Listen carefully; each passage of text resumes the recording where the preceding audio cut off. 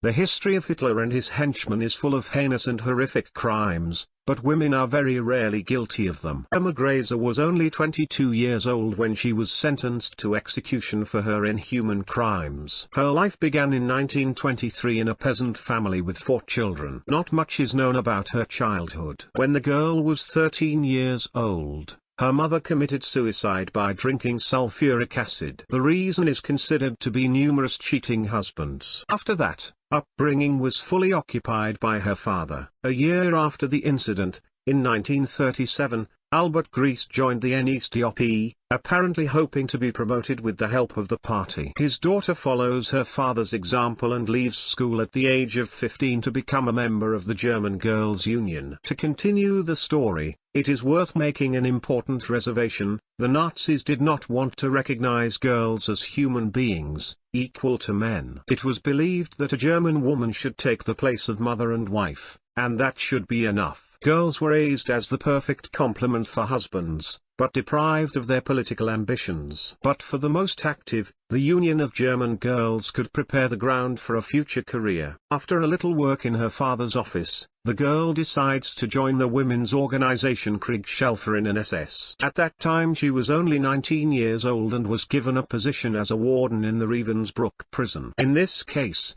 Grese was helped by a good recommendation from the Union, which enabled her to get such a good position at such a young age. After a while she was sent to another camp called Auschwitz-Birkenau. Already in 1944, at the age of 21, she was given the position of warden over the entire women's section of the camp. In the new concentration camp, her reputation as a sadist and nymphomaniac was firmly established. Grese was very cruel to the women prisoners. The warden would often set hungry dogs on them or force them to hold stones of considerable weight above their heads until their upper limbs began to ache. Irma never wore uniforms. Instead of a uniform, she wore a blue-colored jacket so that there was a constant contrast between her and the prisoners who had to walk around in rags. She even had a whip with a pearl handle. Well-dressed and well-groomed, Irma Grese was the perfect picture of a dangerous mad woman whose cruelty knew no bounds. According to the recollections of one of the prisoners, it was Grese who was in charge of selecting people for the cells where they were gassed. She also provided poor women for various medical experiments and tests for Dr. Mengele. The selection depended on the appearance of the prisoners. If they were beautiful, then their fate was sealed. The warder could not tolerate them, as she wanted to be the most attractive against the background of unattractive prisoners. Irma had several lovers and all of them served in the SS. One of them was Joseph Mengele. She honed her image with the utmost diligence. For example, she wore special boots with thick soles so that the prisoners could hear her footsteps from afar and be frightened. And most surprisingly,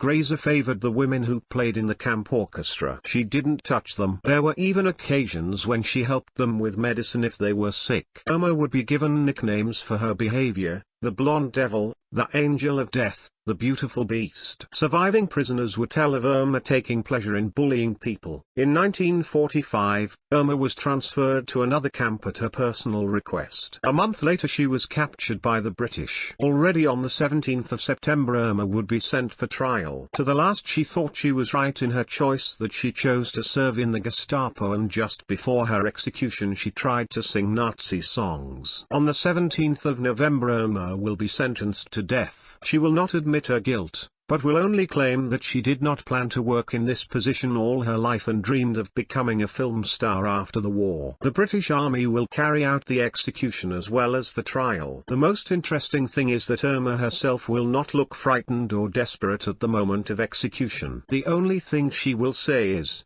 "Hurry up." The sentence will be carried out and then Irma will be buried in the grounds of the prison, which will then be liquidated. The last physical reminder of the existence of a 22-year-old girl who dreamed of becoming a film actress but instead tortured defenseless prisoners will disappear.